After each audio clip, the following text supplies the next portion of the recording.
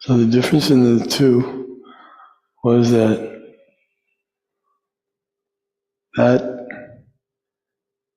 those kings, or that king, primarily one, but he was the leader of many, they had committed some very serious offenses. They took the property of the Brahmin, the father of Parashuram. They took his property, his Kamadhenu cow, and then they killed him also. And he was a Brahmin, very respectable Brahmin. So their first offense was they took his property, which no king has the right to touch the property of the Brahmins. This we learned from the story of King Nriga in the Bhagavatam. He was a very pious king, and accidentally he gave the same cow to two different Brahmins. But it was a mistake. It was an accident. He didn't mean to do it. But still he was severely punished for that. He had to take the next birth as a lizard. But in this case, Maharaj Parikshit didn't kill a Brahmin. If he had done that, then Shringi would have been all right. But he wasn't experienced and he didn't check. So he didn't check with authorities before he did something. So this is a good example to learn from. He wanted to do the right thing, but because he was young and inexperienced, he didn't know what to do with he felt sad for his son. He felt it was an insult to his father, and that's all right. Had he checked with some other Brahmins, elderly Brahmins, they would have given him good advice. So one should not take it upon himself to do something that he's not qualified to do. You should check with authorities to see, is this the right act? By speaking harsh words,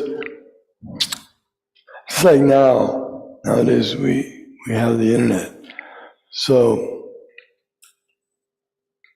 someone speaks ill of someone else on the internet, it can go all over the whole world.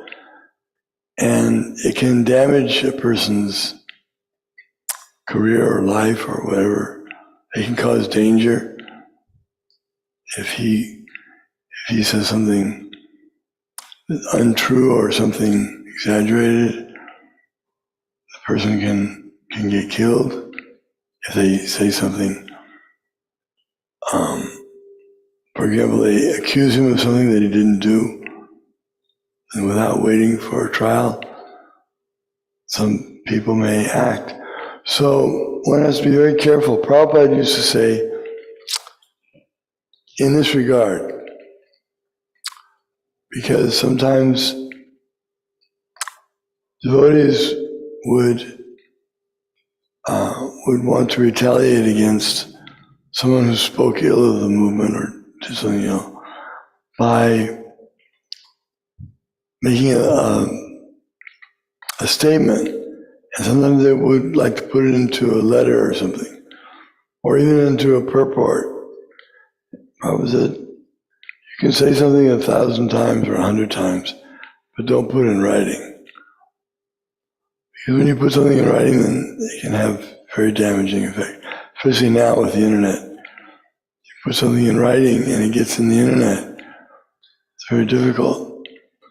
So there is, in politics, in the circles of the administrators, there is some scope for diplomacy, spying. These things are all done. It's just taken for granted that these things are done.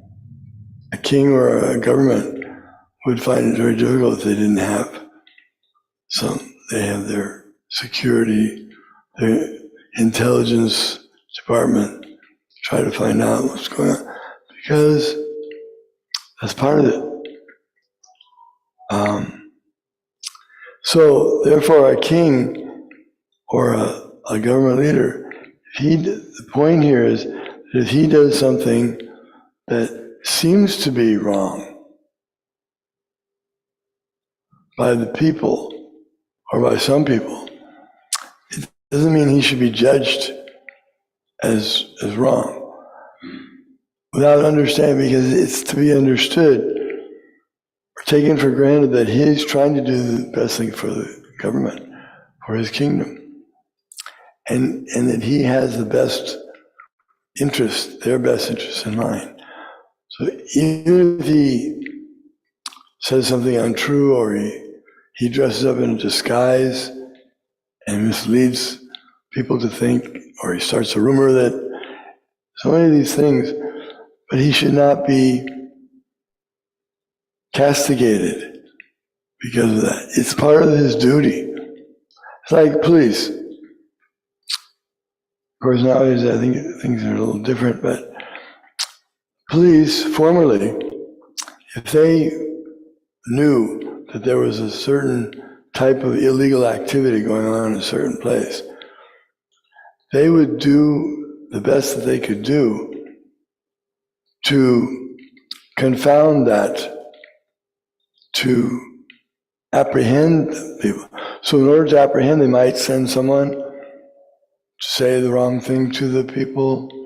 He'd be dressed, he'd be on their side, he's actually their man, he's working against it. And they would never be held responsible. The government would never accuse the police of acting inappropriately. So that may have been misused in such that people now don't have faith in the police. They've put all kinds of regulations. But previously, they were considered that these persons are upright, honest. The police department is made up of such persons that are trustworthy. They're working on the side of the will, the good of the people. And if they have to put someone in there dressed up in a disguise to catch the culprits in the act of their activity, then that was quite okay.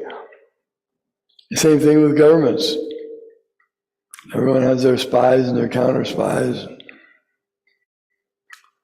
So this should not be a criticism that he used harsh words or he did some act like this. It might bring up some questions. He could have been questioned, why did you do that? And then the whole thing would come out. If any senior person, like a Brahmin, had gone to the king and said, well, what is this? How did you do this? And he explained. And he'd apologize. So Shringi was stepping above his jurisdiction. He was not capable of making such a big decision. He knew as emperor, he should have, as an adult, any adult would think twice before doing such a thing. But because he was an immature boy, one should not try to imitate others. One should not do someone else's work, others' business. Prabhupada gave an example, he told a story. There was a veterinarian who treated animals, and he had an assistant. And one day, he was called to treat, what do you call it, a donkey, or horse. So the horse had a big sticking out on his neck. So the veterinarian did some checking, and finally he asked the assistant, bring my mallet. So he brought the mallet, and the veterinarian began banging on the neck of the horse. And after a while, the swelling went away, sticking out, the horse was okay. So later on, some time later, the assistant happened to be walking in the town, and he saw an older person that had some big swelling in the neck. And he said, "Give me a mallet." So he got a mallet and beating her, and the police came and, "What are you doing?" He said, "No, I learned it from my boss, my veterinarian."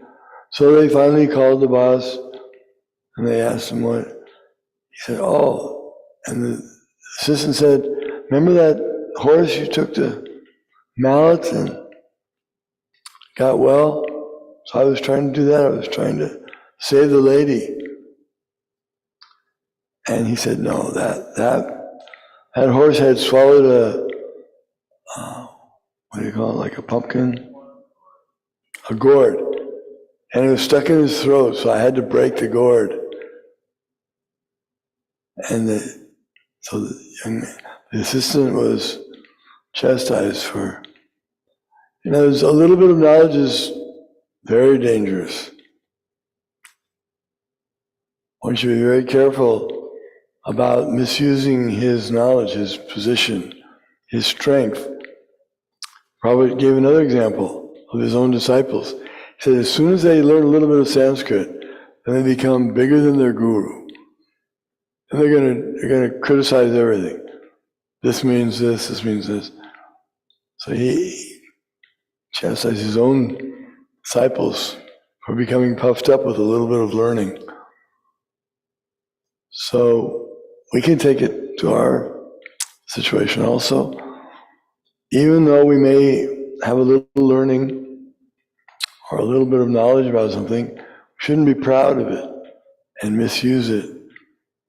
If we do, then we can cause great havoc.